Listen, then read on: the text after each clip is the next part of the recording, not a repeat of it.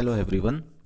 आज हम पढ़ेंगे poem dust of snow written by Robert Frost. The way a crow shook down on me the dust of snow from a hemlock tree has given my heart a change of mood and saved some part of a day I had rued. This poem is written by well-known American poet Robert Frost. ये poem एक मशहूर American poet Robert Frost द्वारा लिखी गई है and Robert Frost is known for writing poem on everyday experiences. दैनिक जीवन के जो अनुभव होते हैं उन पर पोएम लिखने के लिए रॉबर्ट फ्रॉस्ट प्रसिद्ध हैं। उनकी ऐसी एक पोएम फेमस पोएम है मेंडिंग वॉल, और इस प्रकार की कई सारी पोएम्स हैं जो डेली के एक्सपीरियंसेस पे, रोज़ घटने वाली घटनाओं पे उन्होंने लिखी हैं, और यह भी ऐसी ही एक पोएम है। The way a crow shook down on me the dust of snow from a hemlock tree. Once the poet was passing by a tree. He was not in a good mood for reasons unknown, and the poet has mentioned that it was a hemlock tree and a crow shook down some dust of snow on him. एक बार poet रास्ते से जा रहे थे और वो एक पेड़ के नीचे थे और वो अच्छे मूड में नहीं थे। रीजंस आर अननोन, इसमें रीजंस दिए नहीं हैं what the reasons for his unhappy mood. Poet के अनहैप्पी मूड के रीजंस नहीं मेंशन है, पर वो मेंशन करते हैं कि वो एक हेमलॉक ट्री के पास थे और नीचे थे, हेमलॉक ट्री के नीचे थे, और एक क्रो ने उनके ऊपर कुछ डस्ट गिरा दी।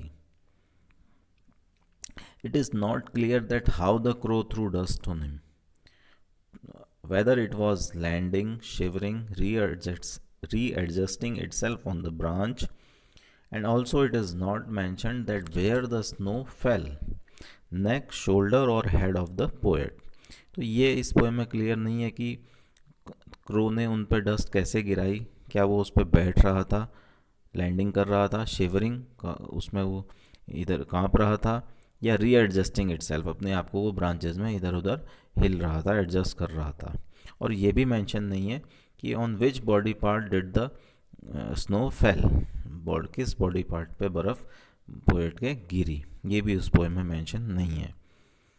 The poet does not mention any beautiful tree such as pine और any beautiful bird such as peacock to show pessimism and unhappy mood. और ये भी यहाँ पे देखिए ध्यान देने वाली बात है कि पोएम अधिकतर अच्छे अच्छे पेड़ों जैसे पाइन, चीड़ के, देवदार के अच्छे ऐसे पेड़ों का जिक्र करते हैं पोएट, और सुंदर पक्षी जैसे मोर, कोयल, इन पर लिखते हैं। पर यहाँ पोएट ने एक हेमलॉक ट्री का जिक्र किया है। Hemlock is a poisonous plant. Hemlock एक जहरीला पौधा होता है, और जो क्रो है वो भी एक अनऑस्पिशियस साइन माना जाता है, अशुभ संकेत माने का द्योतक होता है। क्रो अपनी कर्कश आवाज़ के लिए जाना जाता है। तो उसने पोएट ने इन दो ऐसी चीज़ों का रेफरेंस दे रखा है। उन्होंने क्यों ये दो रेफरेंस लिए, उन्होंने क्यों ये दो उदाहरण लिए हैं, उन्होंने अपने अनहैप्पी मूड को दिखाने के लिए ये दो उन्होंने सिंबल्स लिए हुए हैं। उन्होंने इन दो चीज़ों का जिक्र पोएम में किया है। Crow and hemlock are used for negative references and to show the unhappy mood of the poet. As crow, it is not very beautiful bird. It is a harsh voiced bird, and hemlock is a poisonous plant. So both these things are used to show pessimism. ये दोनों ही चीज़ें, crow और hemlock, pessimism को दिखाने के लिए उन्होंने इस्तेमाल किए, नकारात्मकता को दिखाने के लिए, उनका जो खराब मूड था उसको दिखाने के लिए उन्होंने इन दो चीज़ों को ही अपने पोएम में चुना। Has given my heart a change of mood and saved some part of a day I had rued. तो ये जो the falling of snow lifts the mood of the poet, ये जो बर्फ़ का गिरना है ये पोएट का मूड लिफ्ट करती है। एक हार्ट का यहाँ पर उन्होंने मेंशन किया कि has given my heart a change of mood, तो उनका मूड चेंज यहाँ पर होता है। The experience of snow on his body has change his mood, तो जो ये जो अनुभव है उनका बर्फ़ का उनकी बॉडी पर, ये उनका जो मूड है वो चेंज कर देता है। The poet's mood is now changed because of the crow and the hemlock tree. Poet का जो मूड है वो किस वजह से बदला, देखिए क्रो, एक कौवे की वजह से और हेमलॉक ट्री की वजह से. So the poet has used the negative references beautifully and showed that such negative things can also bring joy and happiness. We must be open to accept whichever way the nature bless us. तो poet ने यहाँ पर negative references देखिए बहुत beautifully use किए हैं, ये दिखाने के लिए कि क्या है, नेगेटिव चीज़ें भी क्या है हमारे जीवन में जॉय और हैप्पीनेस ला सकती हैं.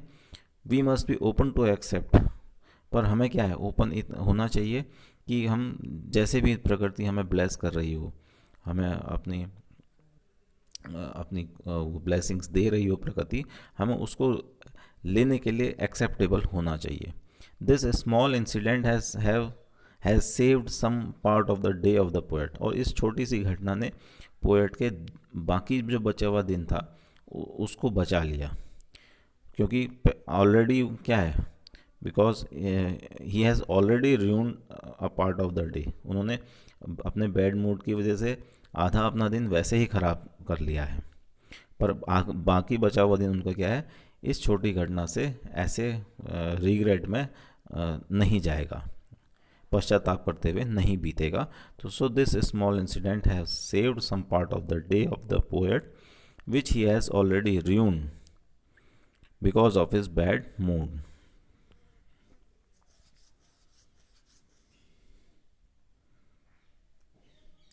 अब देखिए राइम स्कीम इस पोएम की कैसी है, ए बी सी डी. अब ये राइम स्कीम कैसे करते हैं, देखिए फर्स्ट लाइन देखिए, द वे अ क्रो. तो यहाँ पर देखिए राइम का मतलब होता है तुक से होता है, तो हमें तुक देखने हैं यहाँ पर कि कैसे मिल रहे हैं. तो देखिए last word crow, the way a crow, तो हमने क्रो की जो साउंड है इसको हमने ए नाम दे दिया. अब आगे देखेंगे हम कि